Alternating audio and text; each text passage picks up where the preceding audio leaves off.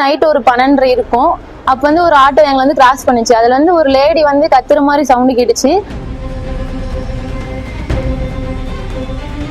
திருப்பூர் வேலம்பாளையம் காவல் நிலையத்திற்குட்பட்ட Thirumurugan Poondi ring road அருகே August 15ஆம் தேதி இரவு போலீசார் வாகன சோதனையில் ஈடுபட்டிருந்தனர். அப்போது நள்ளிரவு 12 மணி அளவில் அந்த வழியாக வந்த ஆட்டோவில் ஒரு பெண் அலறி துடித்ததை உணர்ந்தனர்.